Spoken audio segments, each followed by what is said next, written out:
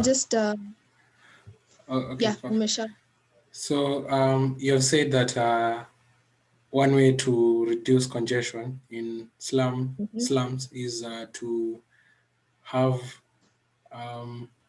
planned development, and at the same time for a communal way of living where people share resources and ways of production together.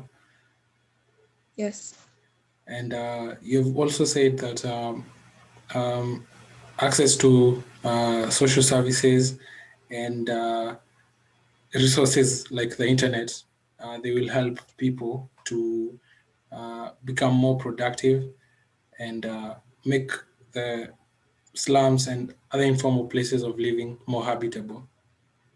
It will be better if they got access to the internet, because if you look at the way things are going, even there are kind of three major sources of income that people normally have.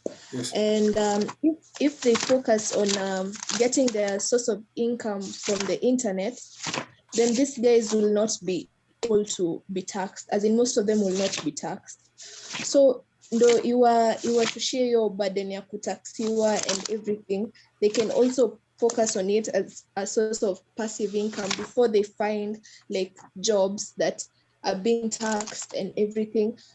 And they can also be able to build assets as from this money they are getting that is not being taxed. You get? Yes. Yeah. So I think it's a reliable source for them to have access to internet. But actually, the internet, some businesses in the internet are being taxed right now. Mm-hmm. So though it's not a heavy tax, but some businesses are being taxed nowadays. But that is a good way to earn an income using the internet. Mm-hmm. Yes. So the other idea that I had was to um, the role of learning institutions. I think as students, we have a role to play in affordable housing by coming up with innovative ideas and coming up with startups and businesses that are going to uh, take advantage of the spaces that are available right now and Mm-hmm. bridge the gap and provide the resources and the units that people need. Okay, quick question. Yes. You're talking about them having startups and coming up with businesses that can improve their way of living. Yes. And how are they going to have startups, and these guys don't even have money to have startups? And consider, let's say these guys don't know any angel investors, because sai hadi ni ngumu wapatikane. These Yeah. angel investors ni ngumu wapatikane. How are they going to come up with funds to have startup businesses? I think the that role of starting startups is for us as people who have come out of who are in school or are coming out of school, because we have the Okay. knowledge and Mm-hmm. we might have these networks that might help us get funding. So as learning institutions and as students, we can contribute to affordable housing by coming up with innovative solutions and implementing those solutions in forms of businesses. Okay. And we can uh, go to the slums and informal places and hire a few people from there. Okay. In that case, Yes. there are a few things we have to consider. Yes. The location of the business, Mm-hmm. the type of innovation you're supposed to come up with, and the people who are going to be involved in initiating the innovative process, and how they're going to manage it. So when it comes to location of the business itself, Yes. do you suggest it becomes physical or online based? Okay. Let me give an example. So one area that is missing, for example, in affordable housing, and uh, that makes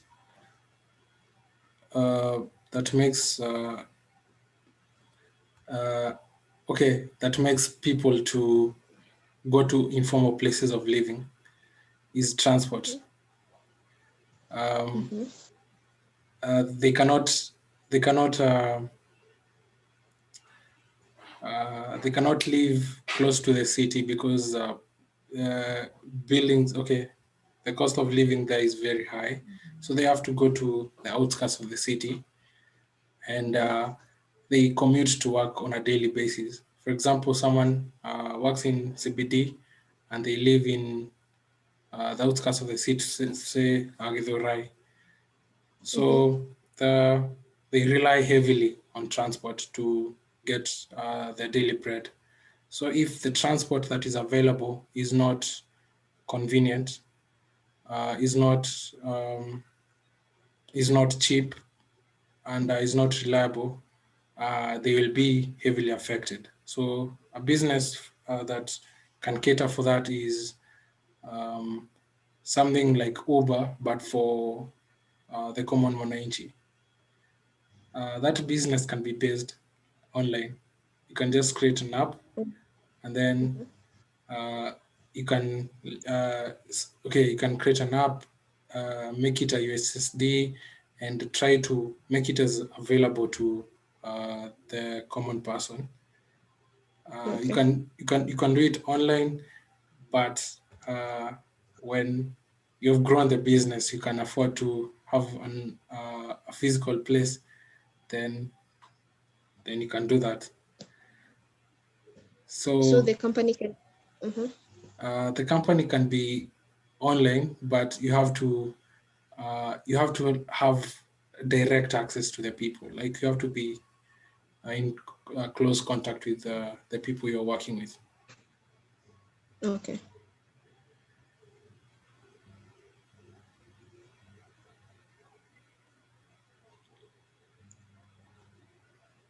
So with the issue of transport, Uh-huh.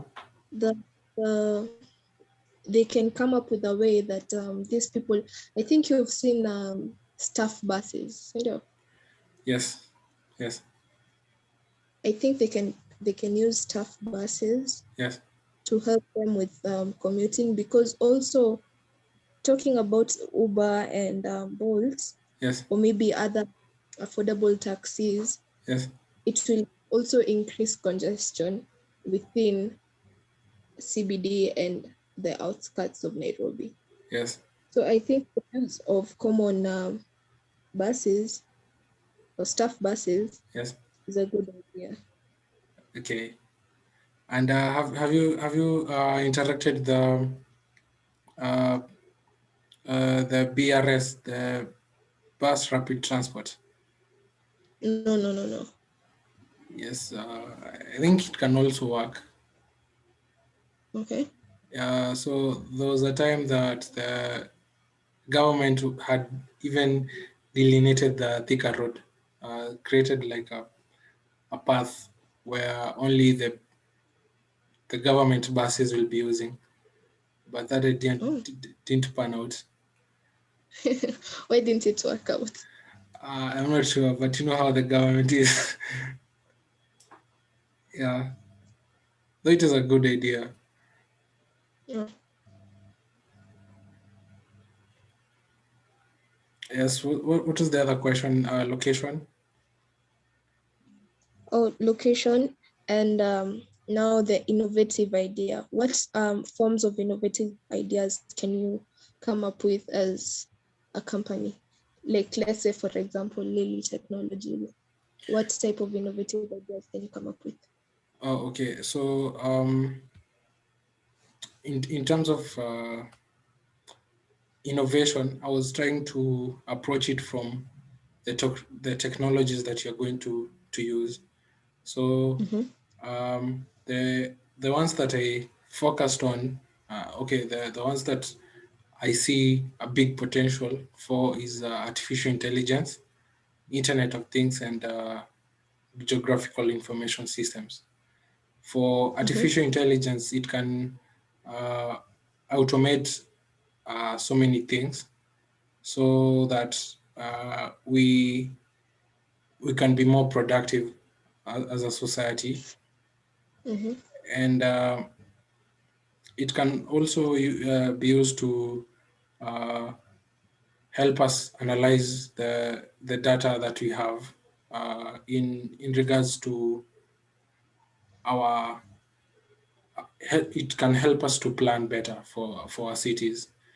So we can just feed it data on everything that is going on, for example, in Nairobi, and then it can give us an idea of what is going on so that you can plan better, so that you can see uh, this is how much water we use, for example, annually, Mm-hmm. and this is how it's being used, so that we can know this is wasteful, so we should reduce this, or how to basically use our resources in a better way. Okay. For example, in electricity, the the artificial intelligence can be used in the grid to locate where there are leakages, for example, Mm-hmm. where there's a faulty transformer, for example, and then it can relay that office to uh, the the utility company very fast, and then that problem will be fixed in no time. Something like that. So like a Tesla model, but for public use. Yeah, yeah. Okay. So for me, the kinds of innovation we can start from the technology that we want to apply, and then see how it can be applied to solve different problems. That is one way that you can approach innovation. Okay.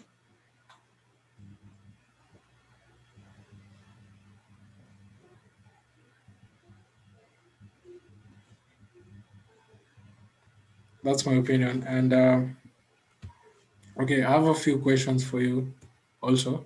Okay. Um, so we have talked about what the government can do and what learning institutions can do. But uh, what about um, the civil society? Civil society. Yes, civil society and even the private sector. What can they do to promote affordable housing? Um, well, I think they can, one, create awareness Uh-huh. of, because most of the people that are living in places that they're living. Okay, let's take for example a person living in the posh sides of Muthaiga or Kileleshwa or Runda, Yes. and they haven't really seen what it's like to live in slums. They Mm. don't know the situation that is in slums, and they don't know how other people are living beyond what they see. And what they see is people living to their fullest. And like Yes. they have this kind of lifestyle that is so elite and Soft it's living. affordable. Yeah, it's affordable to them, but not to everyone. Yeah. So I people can come up with ways of showing them how it is living there, like living in slums. Because I feel like media reach is not enough. people just assume it and they just say, oh, we're gonna pray for them. Oh, kids don't waste food and everything. So it's not as effective as actually letting them experience what it's like to live in slums. So by creating awareness, people can actually try and come up with ways of maybe sampling a few students, elite students from areas that are well maintained, and they can take them there and they can try to fish out ideas of how they can improve. Maybe a kid living in Muthaiga knows how garbage is managed in their area, how these things can be maybe reused. So they can take a few sample students who are living in good areas and they can take them there so that they can try and brainstorm on how to improve the living standards of the people as well. I can also suggest that individuals can try and how do I put this? They can come up with ways of raising funds to also support or coming up with a system that doesn't necessarily is not necessarily corrupt. These funds are fully going into development, but that at this point is kind of hard because Kenya is a bit tough. Kama ujui kazi yako, they'll teach you your work. So I think I really don't know, because mindset pia ina matter. Like if these people don't have the right mindset, they don't put the funds that are needed, like they don't fully execute the funds that they have. Yeah. And also teach them on priorities, because utapata most of the people living in slums wanatumia, instead of this money wainvest and iwasaidie kutoka kwa hiyo situation wako. Most of them are depressed, most of them have anxiety, wengine they just walilelewa tu na shida, so all they know is nikipata na kula, alafu we hope for another, like we hope next time tutapata, sindio? Yeah. So if people can be shown how to manage their funds and how to, like for example, wakieka circles in those areas, zinawambia 20 at least 100 bob per month, or per 2 months, after 2 months toa kitu kama 500 bob, so we can keep it for you and we can give it to you like locked savings. Wanaambiwa you can manage these funds for a certain period of tutawekea, and then we'll give it to you. You see what you can do with them, because most of them wanazipeleka kwa ulevi and the drugs, so it's not as healthy. It's not a healthy way of coping with life. So if they can get people who can encourage them to save money and use it later, that will be a good way of bettering their lives. Yes. Also, Continue. Yes. also there was this project we were working like on when we were doing social entrepreneurship. There was this company that was sorry, this is for company wise. This is a company wise thing. Yeah. It's not at an individual level. There was this company that was doing it. It was called Sun Transfer, I guess. Kama sijakosea. They make solar panels, and instead of using electricity, because it's quite expensive, electricity is quite expensive. Ikue token, ikue the metered one, it's still expensive. Yes. So this company came up with solar panels and solar lit things, maybe the bulbs and everything, and they give these people the solar panels, but you don't pay immediately, unalipa pole pole. So by doing this, they were able to change lives of around 100,000 families in remote areas here in Kenya. I think that was kind of motivating, because I looked into the project a bit more, and it was a nice project. They were really making sense, because you see, they're also giving us an option of not being so dependent on hydroelectric power. We can also consider using solar power as a way of doing our things as well. So if can come up with, maybe as Lily Technologies, we can come up with a way of using solar panels to power internet connection instead of necessarily using electric power that will be great, because people are more likely to spend money on solar panels because it hits your water, it does everything, and it's not expensive, and it's reusable. It doesn't deplete easily. Yes, So renewable. you yeah, it's renewable. You can use it anytime, anywhere. And instead of using HEP all the time, we can also switch to the use of solar panels to power our houses and also to provide internet connection. That's possible. Yes. So in your response, I have noticed that you focus so much on okay, number one, the social impact that uh, awareness can have when, Mhm. as you've said, people from Kileleshwa, when they Mhm. interact with what is going on in the slums, they will see the need to uh, create affordable housing, and that will prompt them to do something. And Yeah.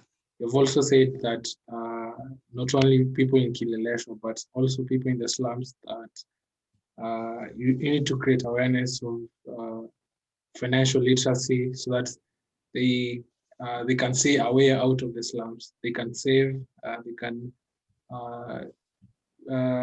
can save. Use that money to and grow that money to get a better place to live. So that is very important uh, to be an informed population and to see the need for affordable housing, and that we can do something about it. And you've also said that they can create like credit unions in the slums where they can invest their money together, and even uh, cooperative cooperatives that can build houses for low-income citizens. So uh, the initiatives that normal people can take and pull together their resources to come up with affordable housing, I think that is a very good approach. And you've also talked about the other means of powering the internet, the alternative sources of energy, such as solar. And that was a good example. Um, so in that case study that you have given, for example, when they give you a free solar panel, what do they expect in return? Do they expect that you'll provide the surplus power to their grid, or will you pay them back later, or how does the arrangement work? It's just like a loan. So they give you the panel, but at a deposit, Yeah. maybe I think of 100 bob, and then you pay the rest when you get the money, like pole pole, but in installments, and it will also come with interest, but it's not as high. Maybe semi a 1% interest. Yeah. It's not as high as just, and it's quite it's what it makes sense. Do in the long run, you won't be paying for it the same way you wouldn't have been paying for electricity. See, for electricity, it's billed per month. This one, after you finish your payment, you're no longer billed. So you're just using the sun for energy and everything. That's all. That's all.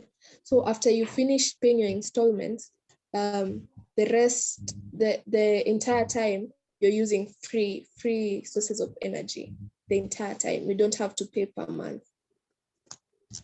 Okay. And back to the same issue. How do you think?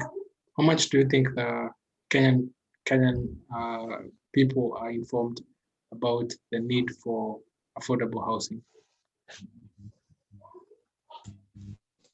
I think most of them find it, they're informed, they're aware that solar energy is available and it's cheap, but also they they consider the cost of maintenance, because sometimes maintaining the solar panels can be a bit high. They're high maintenance, you know.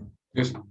But if we can get a company that gives us quality solar panels and that do not need a lot of maintenance, and haziharibiki haraka and zina trap energy venye inafaa, I think it will be good for us as a community to start encouraging people to use solar energy, because it heats water, it does everything for you. You can equate it to HEP. It's just that this one is cheaper and it's renewable. Like HEP, yes, it's renewable, but where it's expensive. Yes, and I was discussing that question with someone else some time back. Why is electricity so expensive? I mean, when you look at the data, the producers, Kengen, they sell they sell the power to independent power producers at 50 cents, and then the independent power producers in turn sell it to Kenya Power 23 shillings. Wait, actually, what? Wait, what? 23 shillings? Yes, and that's it doesn't make sense to me. How the producers can sell it to a middleman who sells it to Kenya Power. See, they just cut the middleman. I thought Kengen was part of Kenya Power. See, they're together. No, they are different companies. Kengen and Kenya Power are different companies. They are different companies. They were part of the same company, but they were split. So now they have different licenses. Kengen is the producer, and Kenya Power is the distributor. So if they sell it to Kenya Power at 50 cents, but Kenya Power sells it to us at 23 shillings. They don't sell it to Kenya Power directly. They sell it to independent power producers, who then sell it to Kenya Power. Wow. Okay. Yes. So I think they should just cut with the middleman. In your opinion? I think the people who are at the middle are the ones who are causing us to get the power at a very high price, or even KPLC itself at a very high price. Yeah, exactly. And also the contracts that they sign, I don't think that they really look into them that keenly. Because you're supposed to, okay, the contracts that Kenya Power signed with the producers, they're supposed to pay very high capacity charges, and they are paying for power, even whether they will distribute it or not. So they've tried to negotiate with the producers to bring those charges down, but you see, that is a very big problem with how they manage their contracts. Yeah. Okay, so let's move on to the next topic. What do you think is the role of government or politics? How do you think that politics can be used to accomplish this goal?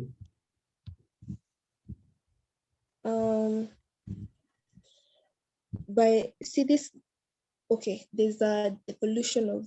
Is it devolution of the government? Or is it resolution? What is it called? When it may divide into counties, constituencies. Devolution. Yes. So I think per county we receive a certain amount of money. Sindio? Yeah. Is it annually or monthly? It's annually. Annually. Yeah. We receive a certain amount of money that we're supposed to use. And there's the CDFs. Is it CDF or CFDs? CDF? Yes, yeah. County Development Funds. It's the same one that we get annually, isn't it? It's yeah, it's also annually, but it's for the constituency. Or that one is separate? Yes, the county Mhm. is its own government, and then the constituency is part of the national government. But they help one another. Yes, they work together. So in short, annually, each county gets a lot of money. In Yes. short, Yes. They should consider how do they distribute these funds? On what basis do they distribute these funds? Does each county get an equal amount of money? The counties that have high populations like Nairobi, Kiambu, they get more money compared to counties that do not have a lot of population. Well, you see, that is the problem. That's a problem right there, because if they measure it with the number of people or the kind of population that these counties have, well, I don't think I don't feel like population should determine the amount of money or given annually. I think they should look at what developments do we need to do in this county, and does it need as much money as this other county, or does this constituency need as much money as this other constituency? You get? Yes. So that most of the funds that the government distributes, instead of distributing it to counties that are already developed, they can try and focus on these counties that are really trying to get where these other counties are. Mm-hmm. And also in terms of leadership, they should not come up with a system whereby before E-Pesa, if it came Wananchi, there's a lot of breakings, maybe kutoka from Ministry of Finance to maybe the governor to senator to MP. That should not be there. They should have like one person who manages the funds of the entire county without necessarily giving it to other several people, because ukiona the way inaenda ikishuka autajua kwenye pesa imepotelea. So I feel like Kenya wasn't ready for devolution. It was too early for devolution. The way they were managing provinces would have been better compared to the way they're managing counties right now. Because you see, with provinces, it's one huge province, and the system of the way the money is going, haitapotea virahisi compared to if we're still using provinces. Who say that there are a lot of people who are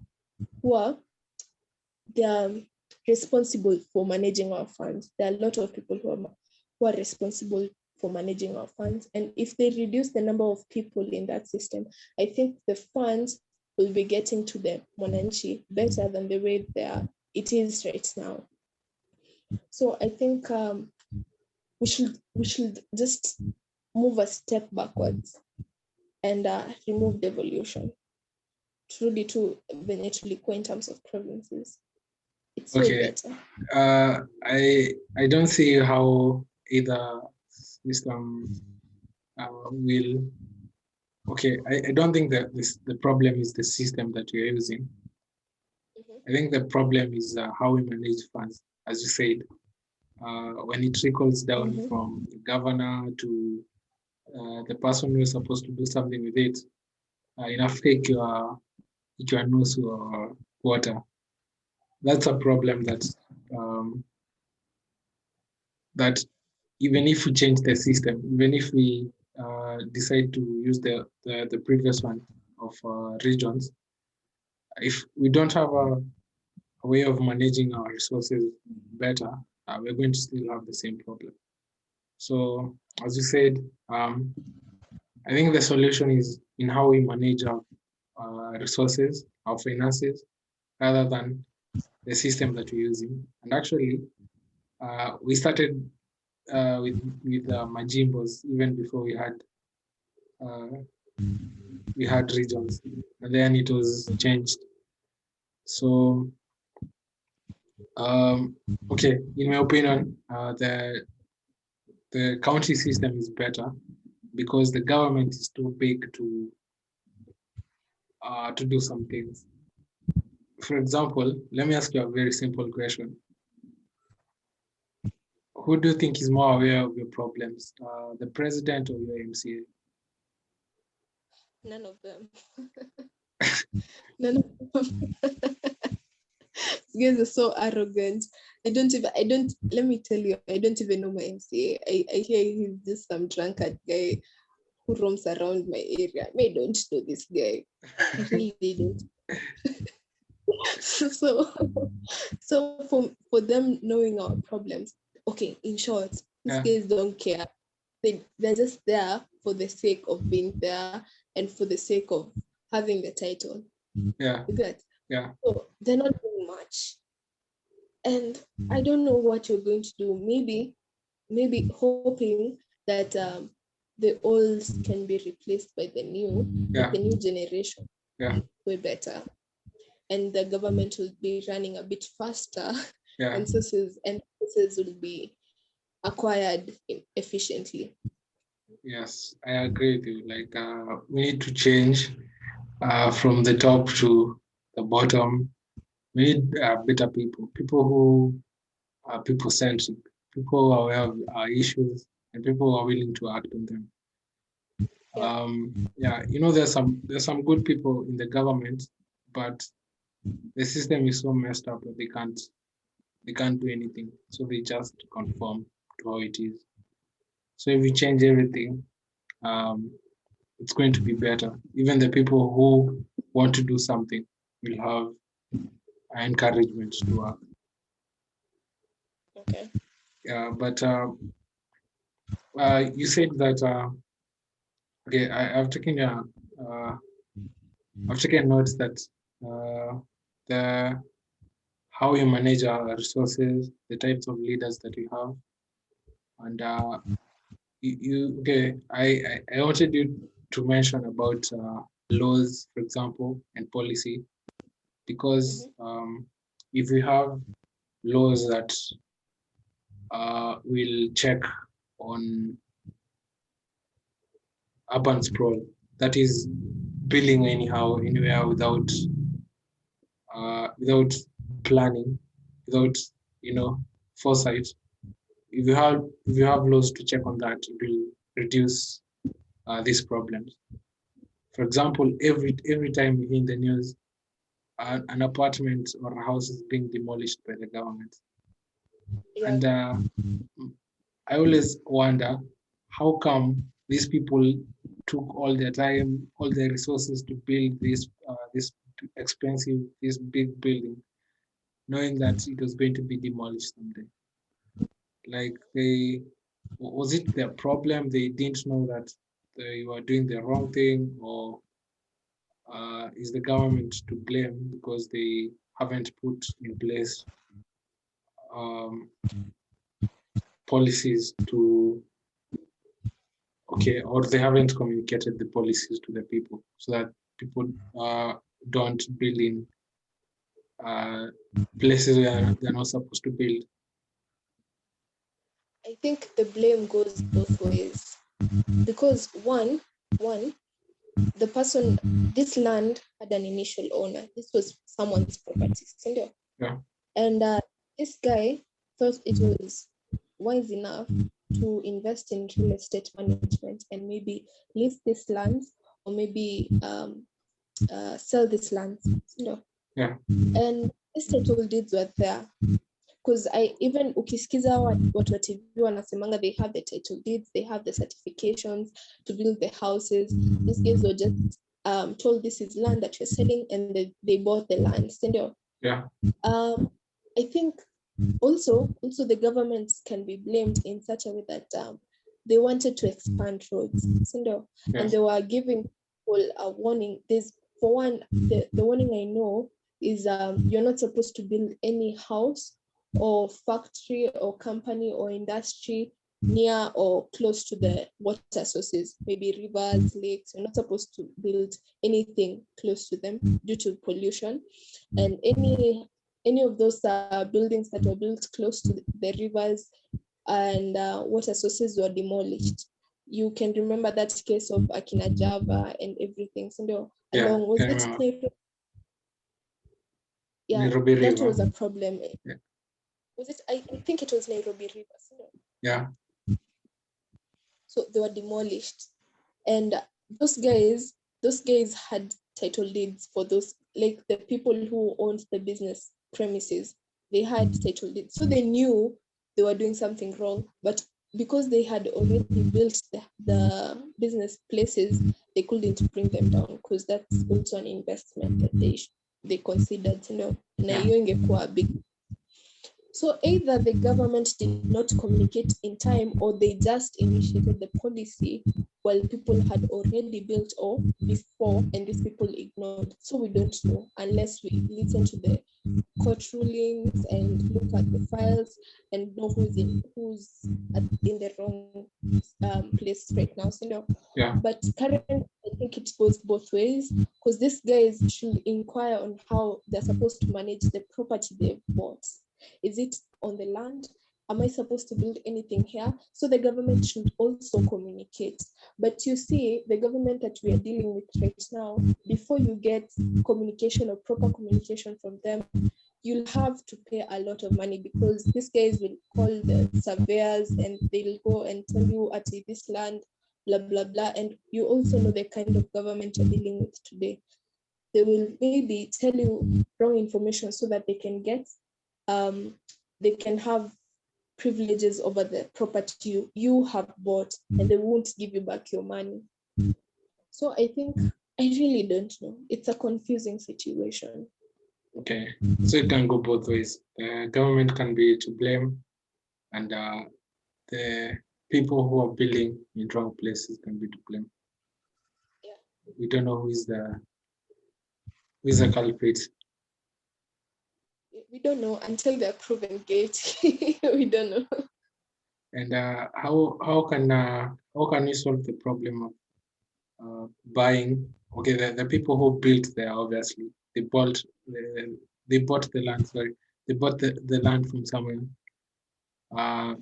from someone, and that someone gave them a title deed. And how can we solve that problem? People buying land that is not supposed to be even being bought. Well, if the government, because there's some properties that are meant to be for settlement areas. Yeah. The place I stay, the entire area was a settlement area, and the only access roads were one main road that, no, it was a short link from the main road to the place I stay, so like easy Vichochoro. So there was nothing much going on. There was a quarry down there.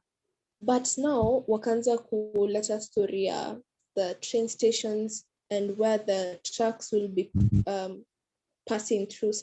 Yeah. So there were some people who were moved out of the areas because it had access to, like, my house is like it's the second one from the road they have built right now. So the rest of the people who are there wali displaciwa, but not necessarily kudisplaciwa. They were given money to hama. So if the government knows they want to use property that is not theirs, they should compensate and give them a certain amount of money that allows them to move to areas and they can also be able to support themselves. So they can allocate money that they need to compensate for this property they have taken from people if they want to expand or come up with new infrastructures. they should compensate. They should give people notices of when to move out and if they're demolishing that area. Because the last case that of demolishing that was on TV, I think you saw it. Was it in Voi or Waka? I can't remember, some remote area, but these people were just displaced without notice. Mm. They say they woke up and some section of their houses were being destroyed. Yes. And they were forced to move out abruptly without they were not given any notice.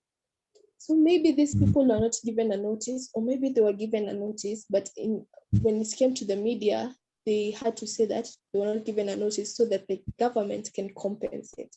Or maybe they were given a notice, but they just ignored. Yeah. So in this case, we're in the wrong, because we didn't hear the side of the government. We only had the people who are saying their houses are being demolished. We don't know if these people were given notices to move out and they ignored, or the government did not give notices at all. So if they are to be demolished, they're supposed to be given notices, maybe a month before, to give them time to be able to relocate to areas where they can live with their families. Yeah, and you have also touched on a very important point. That's how these cases are reported. It's like we only get to hear one side of the people who are affected. We don't get the other side, the government side. Do you think the media should, be less biased towards the victims and tell us the story from both sides? Well, in most cases, we never know who's the victim, and the media will just if you've never noticed, the media is all about drama. Yeah. And the media will always be willing to listen to the side of the majority. They'll listen to the side of the majority, of which in this case is the people whose houses have been demolished. So they won't care about what the government thinks, unless there's that one sane person who's willing to interview the people who are involved in commanding the demolishing of the buildings, and get to hear the side of the story.